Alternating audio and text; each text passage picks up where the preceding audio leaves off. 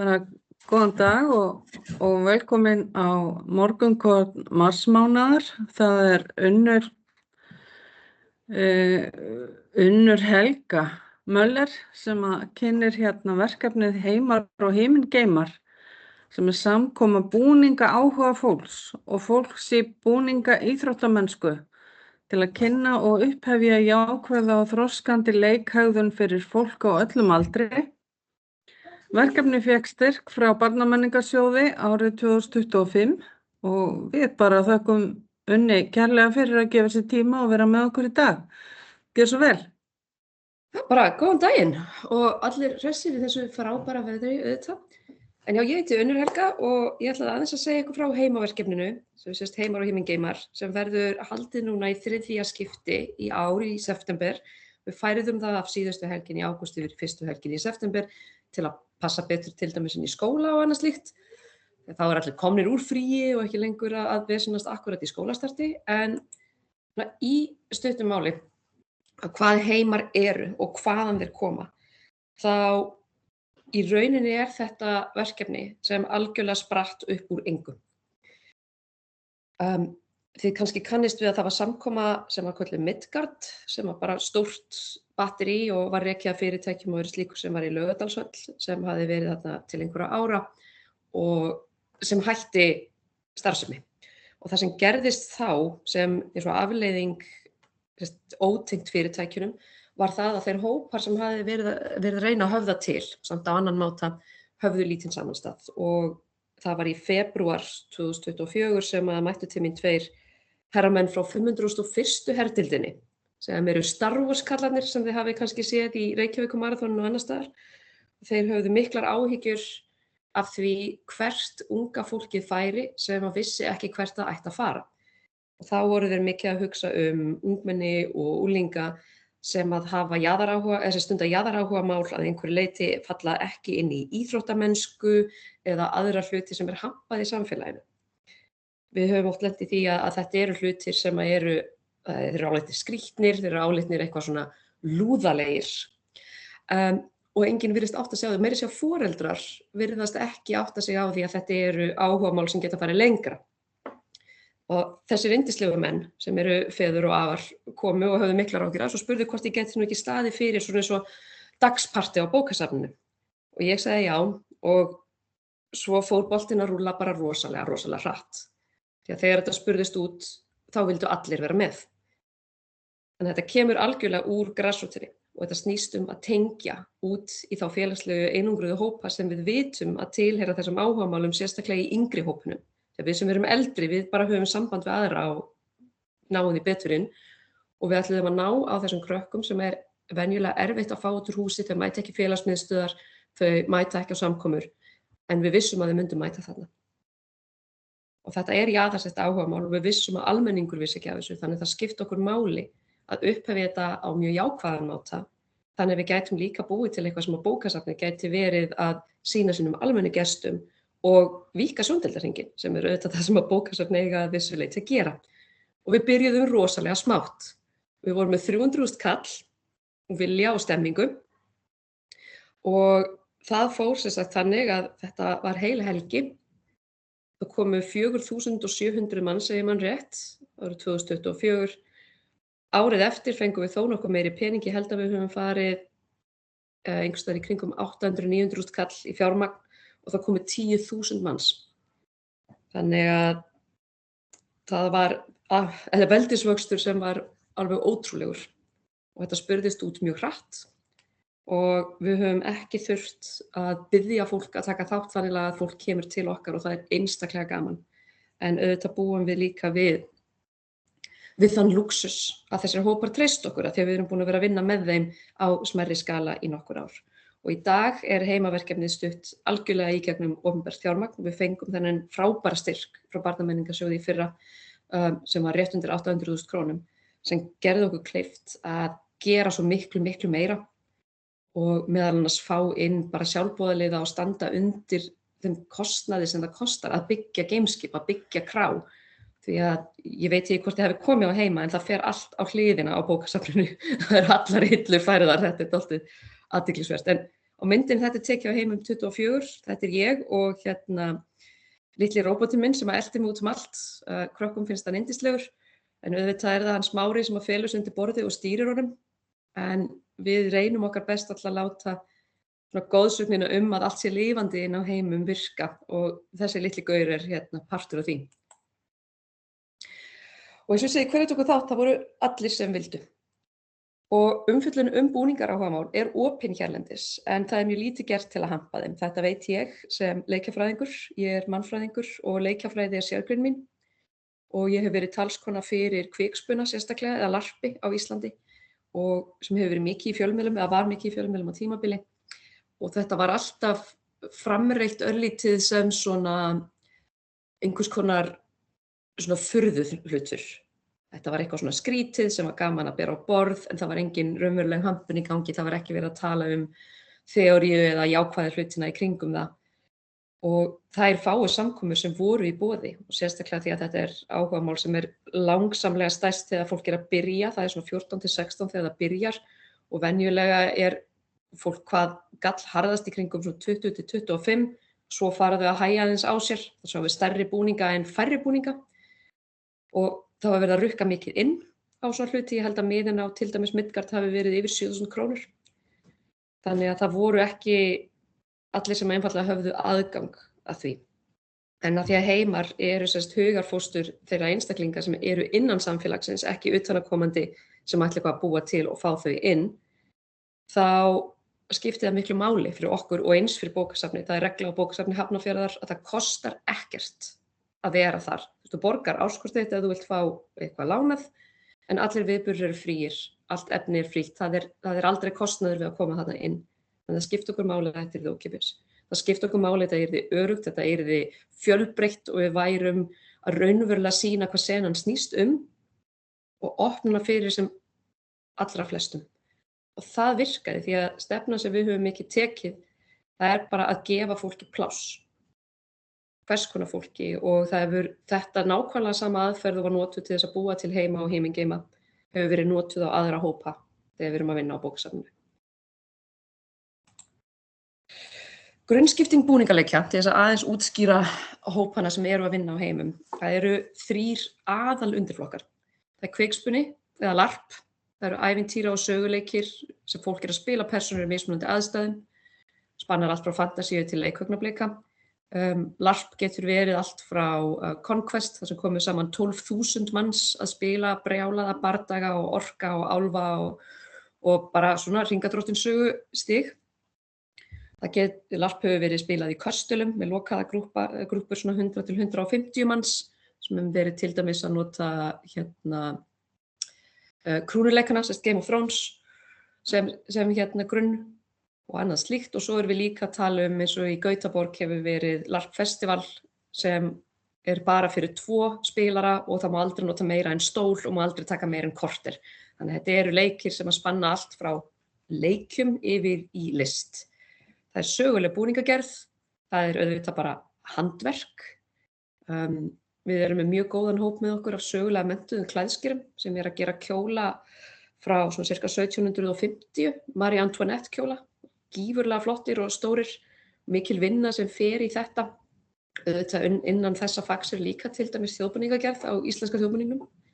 Svo erum við með cosplay og gervagerð sem er annarkvort að endurhanna persónu úr einhverju sögulegu efni. Þetta sem þið sjá að myndinni þarna er Jónína sem er sigurvegari NCC-keppninnar eins og er, sem hún heitir Hatsune Miku, þessi karakter, og þetta er fígúra sem er tölvurödd og hefur verið notuð í langsamlega mikið af poplögum. Þannig að ef þið heyri gervirödd í poplagi þá er það þessi karakter að þeir bjuggu til manneskju ofan á röddina. Og innan þessa er líka eins og Star Wars og annað slíkt. Öll gervagerð, props making, set design, það fellur allt undir þetta. Og reglan er í rauninni svo að búningarnir eru oft mjög viðkvæmir en þau þurfa að geta verið með atriði í þeim. Þau þurfa að geta hreyft sig og geta leikið karakterina sem þau eru með. Já. Áður en ég fer í vídeóið, afsakið, þetta er vídeó sem var gert eftir Heima 25 af Rec Media og ég ætla bara að leyfa því að rúlla.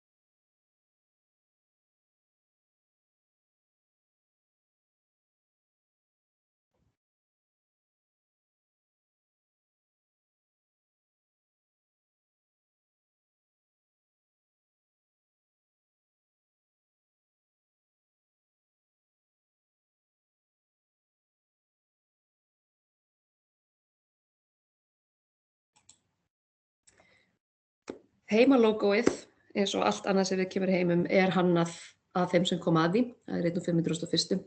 Eins og þið sáu þarna í þessu myndbandi, þá er þetta mjög margir hópar. Við erum með myndir af grunnhópurum sem eru að vinna með okkur síðan á þessari slæðu. Bara til að fara létt yfir, þetta er kjarnateymið sem þið sjáu þarna á blandaðri mynd. 501. herdeildin sem er líka kallað Rebel Alliance og Bounty Hunters Alliance sem eru sem sagt alþjóðleg góðgerðarsamtök, einstaklinga sem að elska Star Wars búninga og þeir vinna undir línunni vondir gaurar gera góða hluti. Við erum með Rimigi sem auðvitað eru einstaklingar í sögulegum klæðnaði. Við erum með cosplay, aftur þetta er Jónuna sem karakterinn á myndinni áðan.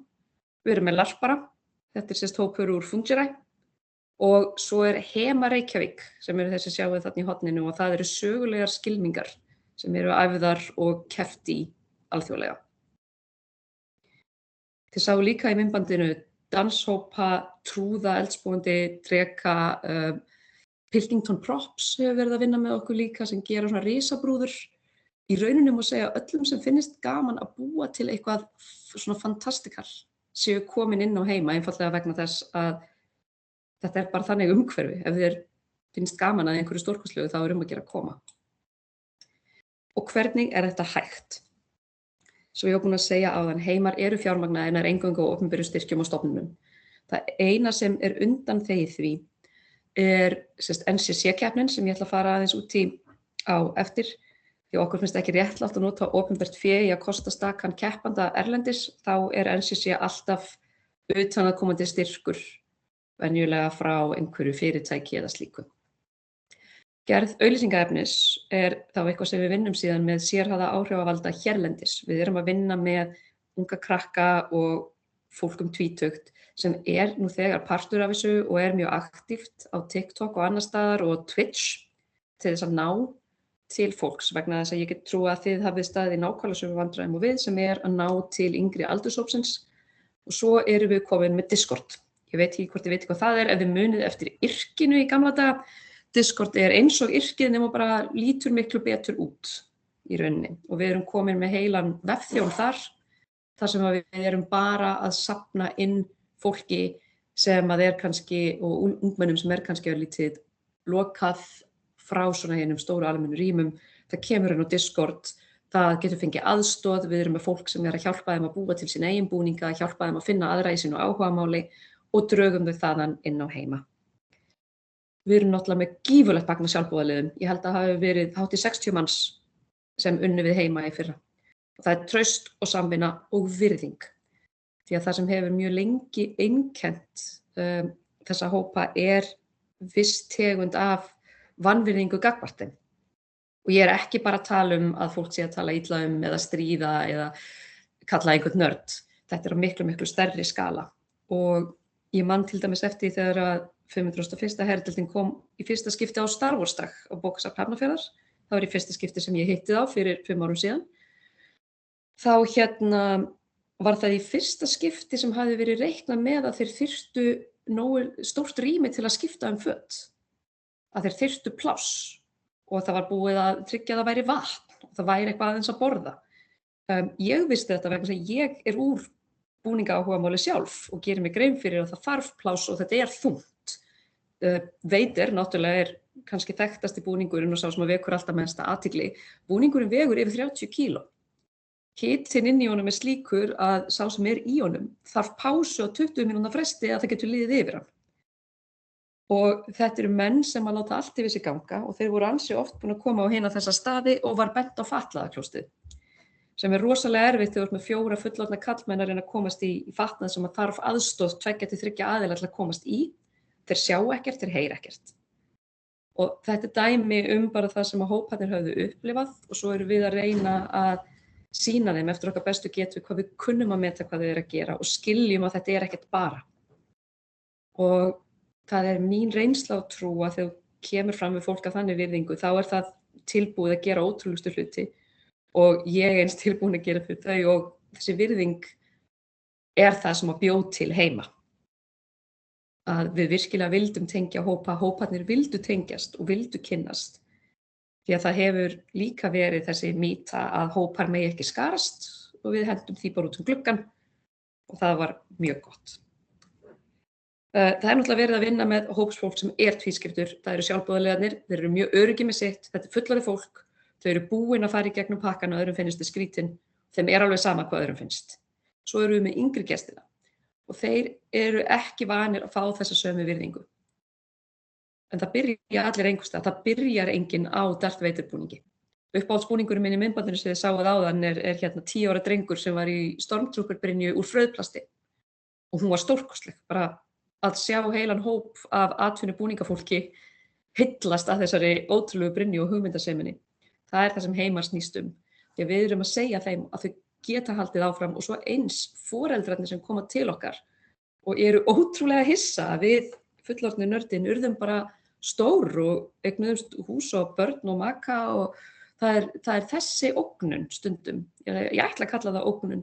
Það sem að foreldrar líta á áhugamál og ástríðu úlingana sinna sem einhvers konar risastórt framtíðarvandamál af því að þeim hefur verið seld þau hugmynd að þeir sem að aðhyllast viss áhugamál hljóti að einhvern veginn fóta sig verri í lífinu.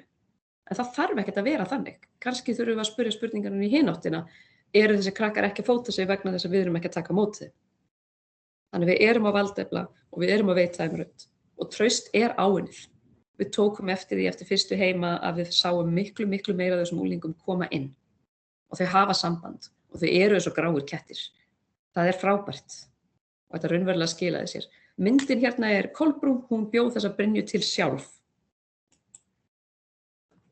Svo er einmitt cosplay, NCC, þetta er alþjóðleg keppnisgrein og þarna stendur reyndar að Heimar hafi ekki réttindi til að senda keppendur erlendis og það var rétt. Ég ákvað samt að halda því inni. Það var 2024. Aftur á móti höfðu NCC samband við okkur árið seinna og báðu okkur að koma inn fyrir Íslands hönd. Og bara til að sýna allt þetta sem þið sjáu í myndinni, þetta er gert frá grunni, brynjan er gerð frá grunni, hárkollan er gerð frá grunni. Þau eru að keppa í handverki. Því ber að hampa. Og við vonum að keppandinn okkar í ár einfaldlega komist áfram í stóru keppnina. Hún er mjög frambærileg sem er að keppa fyrir okkur. Og það er mjög mikið af ótrúlega öflugu fólki hérlendis. Og við sjáum það síðan bókasafn er náttúrulega að flytja bókasafn Hafnarfjarðar og það verður stærri verksmiðja í kringum, sérst og smiðjurými og við vonum að geta ýtt þessu ennþá hærra og kennt fólki að vinna með þetta því þetta er bara hrikalega gaman. Og það er ekki aldurstakmark á þessu. Smá með tölfræðina. Svo segi það komu 4.000 gestir árið 2024, 10.000 gestir 2025, flestir eru á milli 14 og 25 ára. Ég er að vonast til að keyra upp í 15.000 í ár. Ég ætla ekki að halda áfram að tvöfalda mig í stærri, ég held að það sé fullgróft. Við erum með 9 grunn áhugahópa, 2 íþróttafélög og svo erum við með ennþá fleiri sem að koma inn sem handverksfólk, að koma inn með sýningar, að koma inn með kynningar og við ætlum að reyna að stækka og víkka þetta meira. Þó við komum alltaf til með að halda okkur við þá grunnreglu að þetta snýst búninga. Einhvers konar búninga. Það þýðir að hlutir eins og wargaming svo kallað sem þið hafið mögulega séð að sér svona litla kalla og eitthvað svoleiðis, það kemur ekki til með að koma inn á Heima. Það verður haldið annars staðar. Þetta eru hópar sem að skarast ekki vel.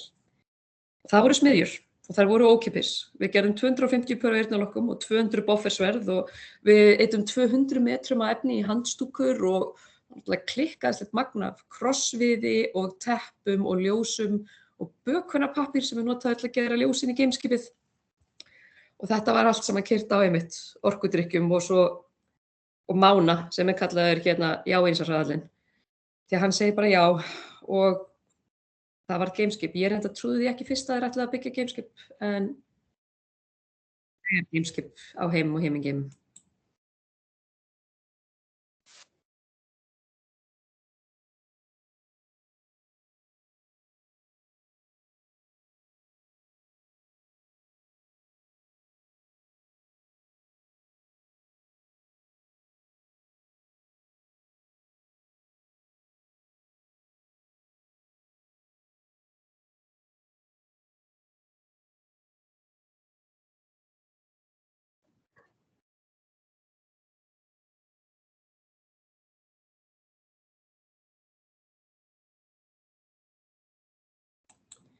Við tilkynntum Heima og Heimingeima helgina eftir að þeim var síðast lokið. Og það eitthvað sem skiptir okkur máli að fólk vita langt fram í tíman. Einfallega vegna þess að við viljum að geta auglýst með miklum fyrirvara, við viljum reyna að vera early to pro, við viljum vera að ná meira til fólks og þetta virðist vera að ganga. Við erum mjög þakklátt Hafnarfjarðarbæ fyrir að hjálpa okkur að gera kynningarefni og svo restin eru við að gera það sem okkur dettur í hug. En í grunninn þetta stórkostlega og skrýtna verkefni einfallega byggt á því að bókasöfni eru staður þar sem allir eiga að fá að vera nákvæmlega eins og þeir eru. Og við fundum hóp sem að hefur ekki upplifað að þau fá að vera eins og þeir eru. Og það sem kannski stórkostlegast við Heima að það voru ekki við sem að tegðum okkur út í þeirra heldur að þau upplifðu sig nógu öruggt til að koma til okkar. Og ég held að það sé stefna sem að yfir höfuð bókasöfn ættu að reyna að vinna eftir, að varpa út þeirri mynd að við séum staður þar sem að allir geta komið og sagt, má ég vera hjá þér? Og svarið alltaf já. Ég ætla að loka hérna á þessa kynningu, koma yfir til ykkar og ef eru spurningar, þá vil ég endilega svara þeim.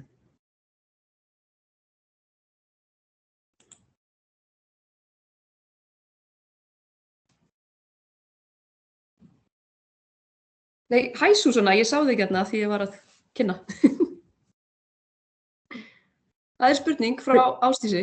Halló. Ég bara forvitin með flutningana sem eru yfirvofandi og svona berast litla fréttir af. Verður ekki bara bókasöfnið á milli húsnæða þegar Heimar og Himingeimar eiga að vera næst? Hvernig ætla að redda því? Við verðum ekki á milli húsnæða þegar Heimar og Himingeimar verða næst. Okay, ég get sagt það með algjöru öryggi. Ok, þannig að það verður gaman í nýja húsnæðinu? Eða verður þið ennþá gaman? Nei, við verðum í víðáttubrjálæði. Það verður ógeðslega gaman. Ég með rosalega áfjáða herramenn á bakinu sem vilja fá að komast þarna inn að mæla sem allra fyrst. Ég sést með 8 fullvaxna karlmenn sem eiga svona sérstök vesti sem stendur á Death Star Construction Crew og þeir standa í hótunum að ætla að byggja 2 hæða sviðsmynd og ég stend þarna og garga á móti nei, en það verður ógeðslega gaman sem hvað gerist. Takk til að sjá. Og við lökum bara til að fá því síðan. Ég get ekki svarað þeirri spurningu og ekki manneskjan til að spurja. Fyrst með opnun á nýja safninu. Takk fyrir öður. Eru fleiri spurningar? Endilega tjáðu ykkur. Já, bara hrós. Já, ég tek undir það. Mér finnst þetta rosalega flott og alveg magnað. Hvað hægt að gera? Með jákvæðni og vilja og smá fjármagni. Já, þetta náttúrulega stækka og ég vonast til að fá afturstyrk í ár. Við erum komið með fastan styrk frá Hafnarfjarðarbæ og erum að vinna bara eftir því og vonumst til að verkefni halda áfram að stækka en við ætlum að gera þetta rólega. Því að okkur hefur brugðið þessi síðustu 2 ár hvað kom rosalega mikið af fólki. Og svo erum við auðvitað líka að teygja okkur inn í mjög athyglisverðan hóp sem eru eldri nörd sem að upplifðu það ekki þegar þau voru yngri að það væri öruggt að vera eitt. Ég sjálf mjög virk í búningaleikjum, fer erlendis til að stunda þau. Kannski gaman fyrir fólk eins og hér, það að fara í gang mjög áhugavert verkefni í Finnlandi sem heitir Ódysseifur. Það sem þeir eru að byggja heilt gameskip sem algjörlega interaktíft, það verður að fljúga því og allan pakkan, það búið að hanna öll hljóð, þetta ótrúlegt verkefni sem hannað fyrir fullorðna einstaklinga sem eru tilbúnir að prófa það, þannig að ef eru einhverjir áhugamenn Star Trek eða Battlestar Galactica hérna, þá endilega hafið samband og ég skal tengja ykkur við Elarion sem fólki sem stendur fyrir þessu. En svona hlutir og bókasöfn eiga vel saman. Við erum rosa hrædd við búningaleiki. Það mjög fyndið að þú horfir á Murder Mystery, svona dinner sem mjög mikið í tísku núna. Fólk tilbúið það en á augnablikinu sem þú segir það með þetta sé larp, þá fara þau í flækju. En þetta það nákvæmlega sama. En hvað hérna Bridgerton búningarnir? Hvar flokkast það? Pjúra larp, vegna það ekkert sögulegt við þessa búninga. Nei, ok. Það náttúrulega Bridgerton og Bridgerton böllin og það allt saman. Það annað og það eitthvað sem okkur langar að færa inn á Heima og stefnandi á að gera það á næsta ári og það er hérna hlutur sem búið að stækka mjög erlendis. Það byrjaði í Los Angeles reynda fyrir mjög mörgum árum síðan með viðburði sem heitir Jared's Ball og er byggt á Labyrinth bíómyndinni með David Bowie, ef þið kannist við hana. Hún er frá 80 eða eitthvað svoleiðis. Og það eru þessir viðburðir sem eru kallaðir Books and Ballgowns. Þessari miklu útgáfu af svona álfa, þessari romantasísögunum. Romance fantasy mixi einhverju, búið mjög vinsælt í vissum aldurshópi. Og það er vilji til að halda svona hér. Erlendis er þetta haldið náttúrulega mjög stórum og miklum sölum en það væri gaman að gera þetta hérna. Og ég veit það er markaður fyrir því, það er aðalega spurningum að finna húsnæði sem að hentar og fólk að vinna með það. En Bridgerton myndi til dæmis falla undir það. Við vorum að íhuga að vera með Bridgerton danskennslu því að við erum með fólk hér á Íslandi sem að kann þetta allt saman, er sem sagt í það sem að heita country dances, breskir country dances, sem þú sáuð þeim eitt í myndbandinu, hún var með mikið dökkt hár upp í svona risastórum kjól. Hún er kennari með svoleiðis dansa einmitt og er með námskeið með svoleiðis dansa.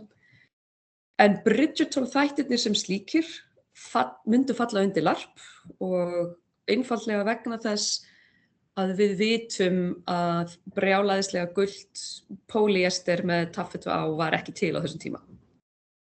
Það er eini munurinn. Þetta er ekki ómerkilegri búningar, þeir eru bara öðruvísi. Og þar að leiðandi fáum við aðeins meira pláss. Það má vera með rennilás og svona, sem styttir tímann rosalega að þú ert að búa þá til. Eru fleiri spurningar?